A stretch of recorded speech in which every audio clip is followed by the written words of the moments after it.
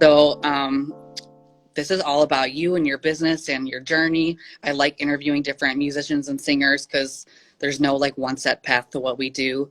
My first question is, how did you first get involved in singing?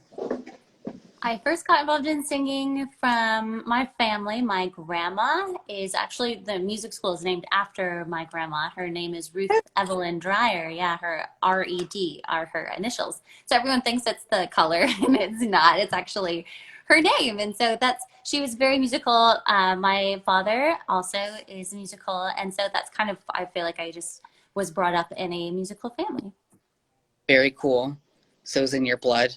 Yeah, I didn't know this, but like my great grandparents, like my great grandpa played the church organ, and my great grandma like sang in the choir. So I guess the singing kind comes goes from like that side. My grandma also sings. So yeah. So this is a big question. Probably other people are wondering, but how the heck do you balance being a mom, a business owner, and a singer? And the other day, you're like, that's even if I do it at all. I know it's funny because I think that I don't balance it very well a lot of the time. But I think the big thing that I try to do is take turns. And Oh, so I will be like, okay, for this chunk of time, I am working on the music school stuff. And then for this chunk of time, I'm trying to be super present with my children. And then for this chunk of time, it's like, oh, I'm going to be a performer. And so it's because I feel like when we try to do all of the things all of the time, we get absolutely nothing done. And it can be frustrating. And then you're like, all of the guilt comes in because you're like, well, I'm not doing the best at this, or I'm not being a good mom, or whatever it may be. And so in taking turns, I really feel like I'm able to focus 100%, or at least attempt to, on one thing and go from there.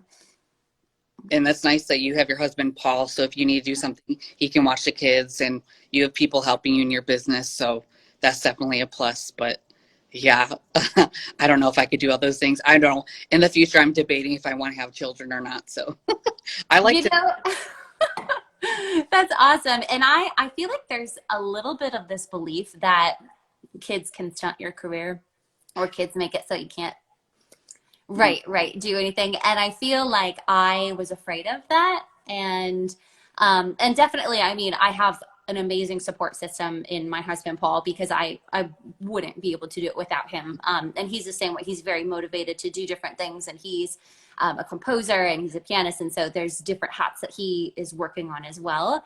But I definitely feel like I believed that I couldn't, if I was going to be like a mom, that meant that I failed in some way, or that like I didn't make it, or all of these silly beliefs that we can kind of tell ourselves in our heads. But I've definitely found that that has been one of the greatest things for me and my career. Yeah, because there's literally professors that say, "Oh, you can have a career. Always going to be traveling. You can't have a family." Like, I know you worked with Heidi at IU, and she was an ed major in college because her voice teacher said you can't have a career and have a family. Isn't that awful? But I think that a great example. The Murphys are a great example of doing it all.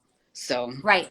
Oh, for sure. They're an amazing power couple, mhm. and it's awesome to see that yes, they do it. And I've actually had conversations in the past with Heidi about that, and having kids too, because when I was working with her, I wasn't under the mindset that like, oh, family and kids and marriage types of things are going to, I was like, oh, this is all going to stop. Like, how am I supposed to have a career when I do this?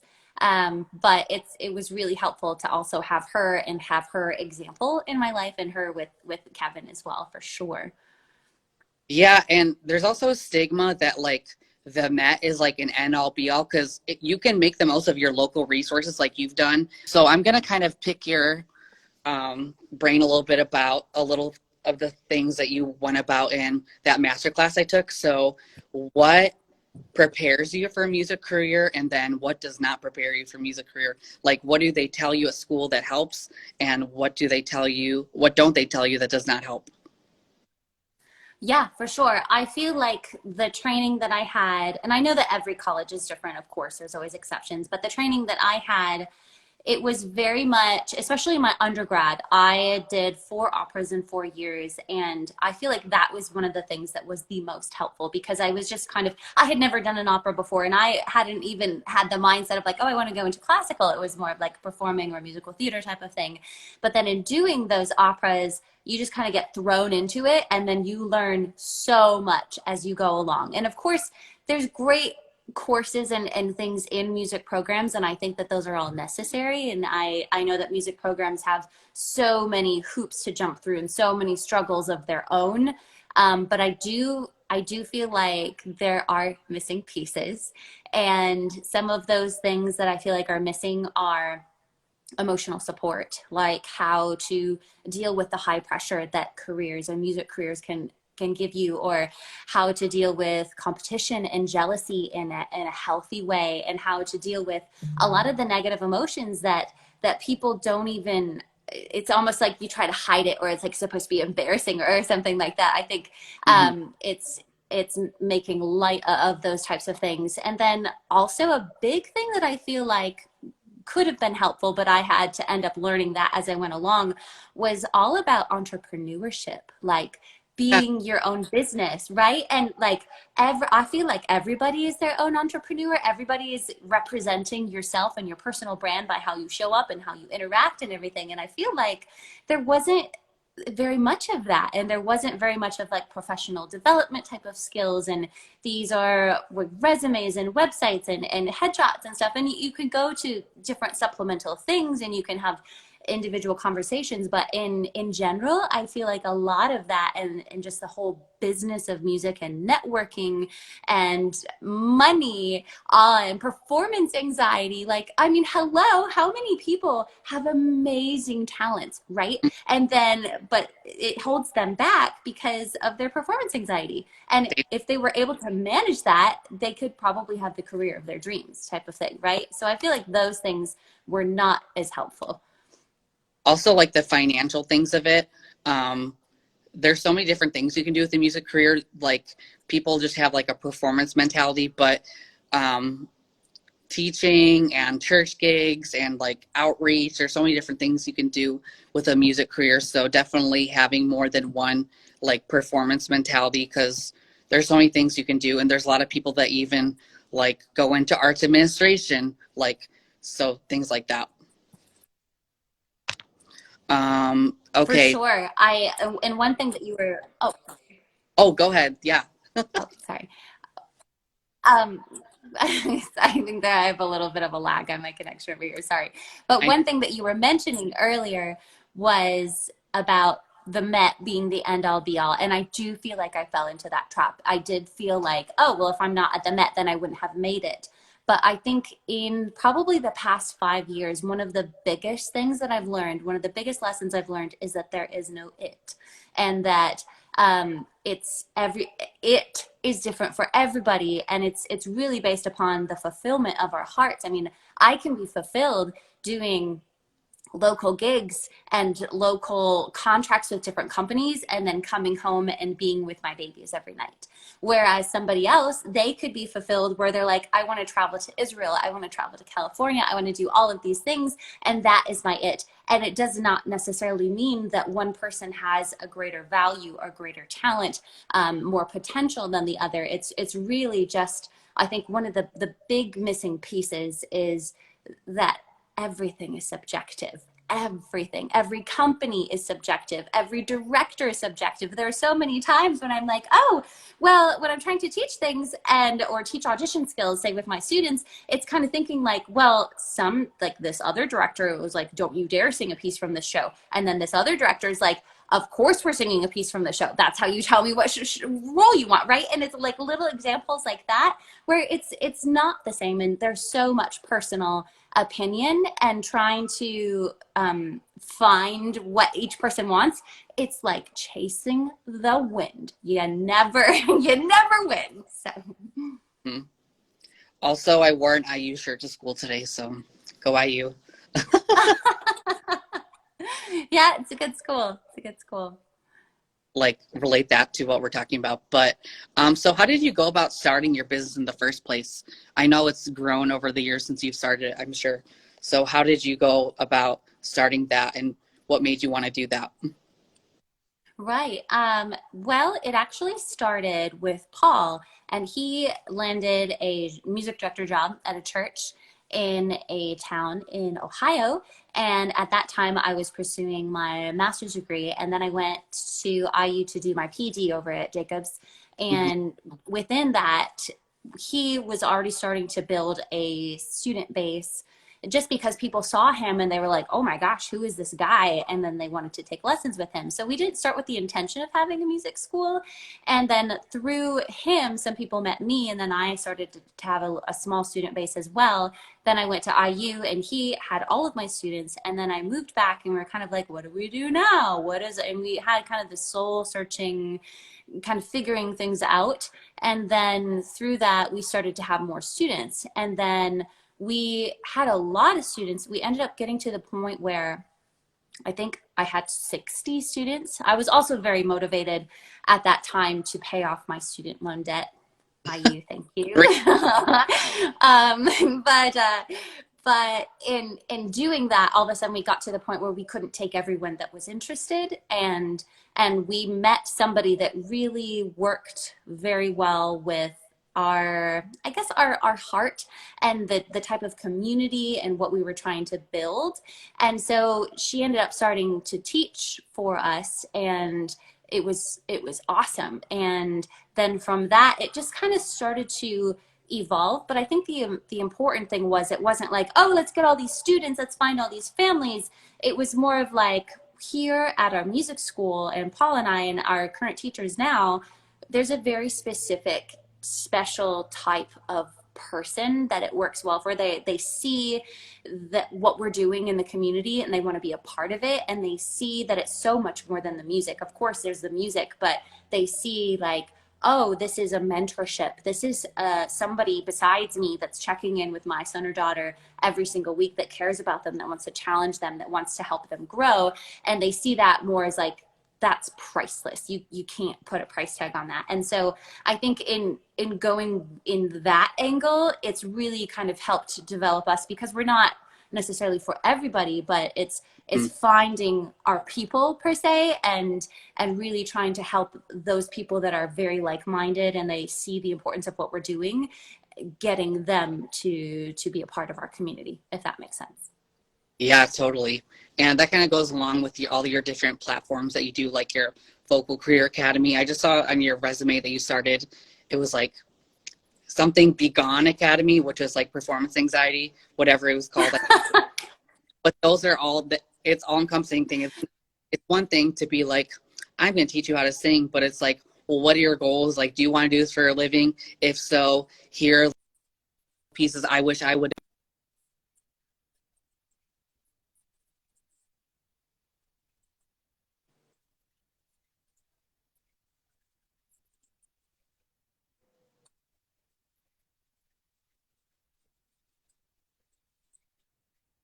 For sure, for sure. And I think the whole concept behind There was a last, sorry, the whole concept behind doing the, oh, it's okay. It's okay. Gotta love connection. yes.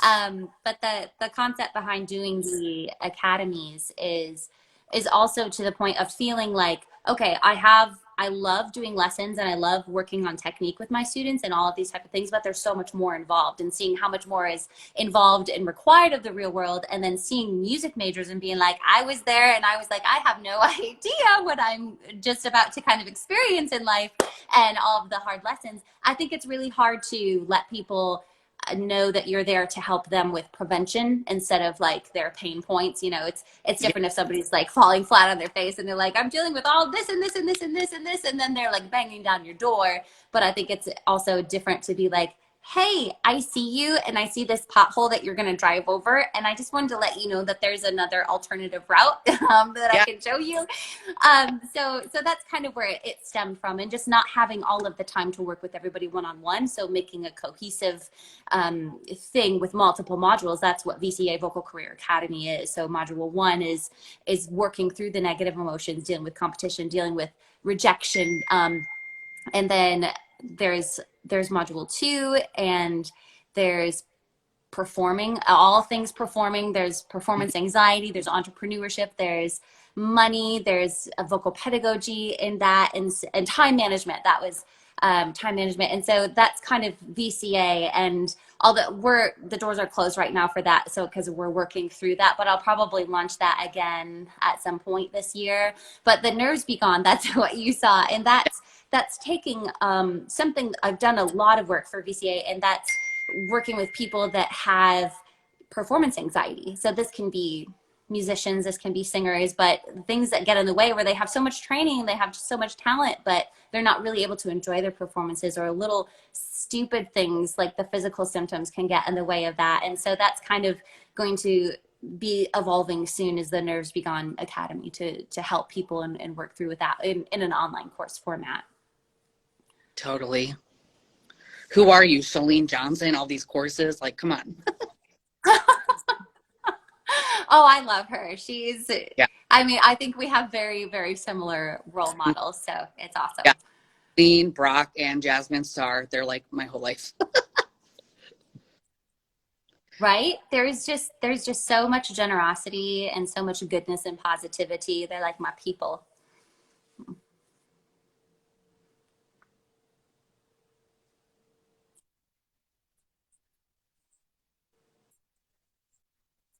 Yes. Okay. Yes, she is. Okay. Yeah, I I got can. I can. awesome Yeah. question. Who are your biggest musical influences?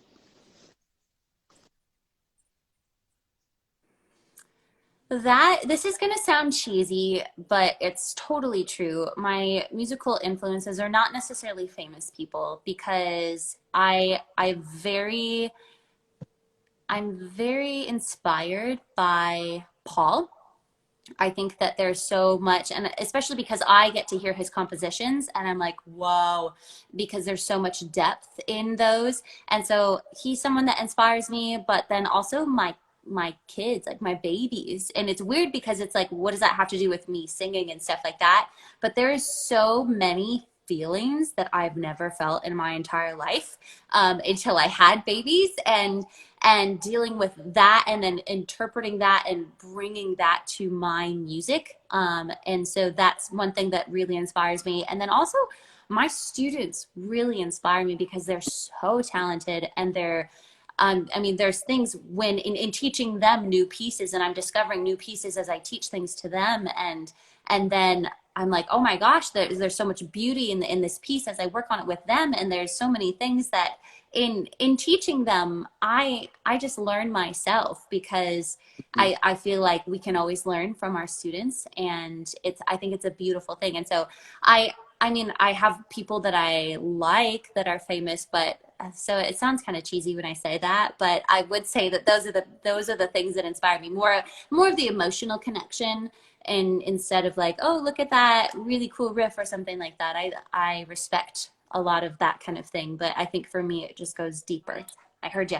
Okay, so I am looking to grow. I mean, I'm not looking for a huge growth or viral growth or anything like that. I think what I'm looking for the most is to find the people that I'm trying to help the most.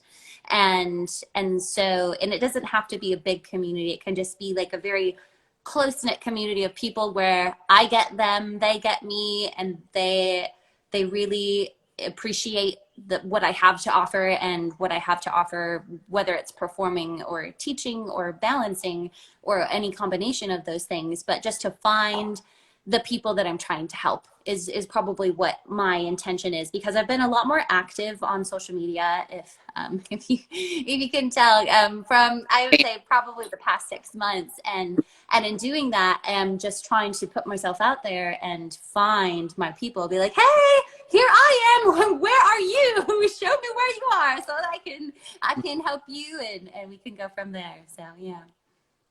Very cool. So I'm going to ask you one last question. I'm kind of going to encompass like a bunch of different things. So if you could tell your 20-year-old self something, like what advice you would give her, what would you say? That's a good one. That's a really good question. I would say work through people pleasing.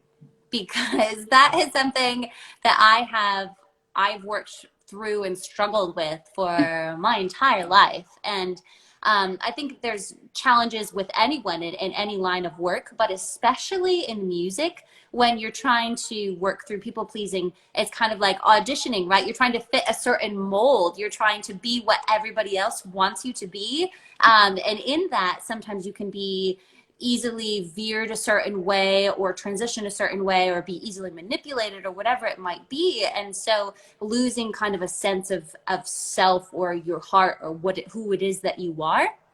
And so I feel like I would go back and it'd be like, work through people pleasing, whatever that may be. Don't be afraid to have confrontations. Don't be afraid to let people down. Don't be afraid to disappoint people or make them mad at you.